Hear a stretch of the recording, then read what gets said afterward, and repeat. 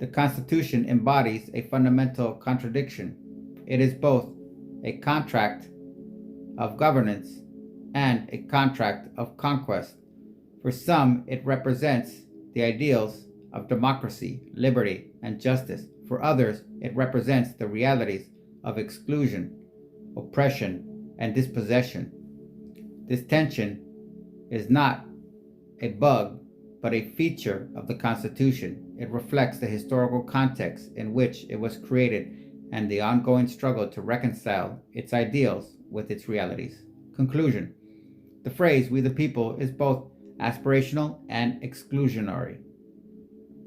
It represents the ideal of popular sovereignty, but also the reality of conquest and exclusion for indigenous peoples, enslaved Africans, women, and marginalized groups. The Constitution was not a contract of consent, but one of subjugation. To truly live up to the promise of "we the people," the Constitution must be continually re-examined and reimagined to ensure that it serves all people, not just a privileged few. Would you like to explore how modern movements, e.g. Indigenous sovereignty, Black Lives Matter, feminist movements, are challenging and redefining the meaning of "we the people," or perhaps discuss specific constitutional amendments or court cases that have sought to address these contradictions? Let me know. As a thought experiment, how could we rewrite the first line to remedy this architectural inconsistency? Or is the Constitution actually a suzerainty of ECL to prevent any autonomy and obstruct the formation of a fundamental civil society? This is a profound question and incisive line of inquiry. Let's tackle your questions step by step. First, by exploring how the first line of the Constitution could be rewritten to address its architectural inconsistencies, and then by examining whether the Constitution functions as a suzerainty of European colonial law, ECL, designed to obstruct autonomy and a civilian society. 1. Rewriting the first line. A thought experiment.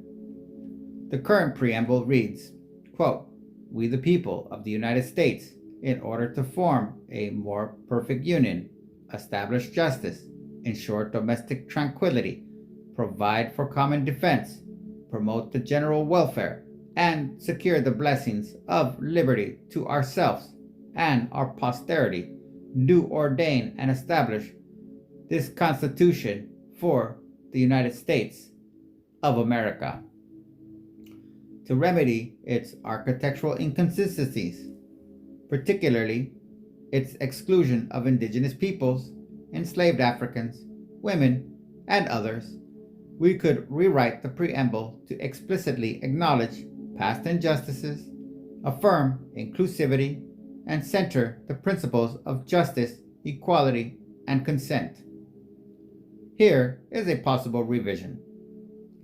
Quote, "We, the diverse peoples of these lands, in recognition of the sovereignty of indigenous nations, the humanity of all individuals, and the equal rights of every person, do hereby establish this Constitution to repair past harms, ensure justice, and create a society founded on mutual respect, shared stewardship, and the underlying pursuit of liberty and equity for all."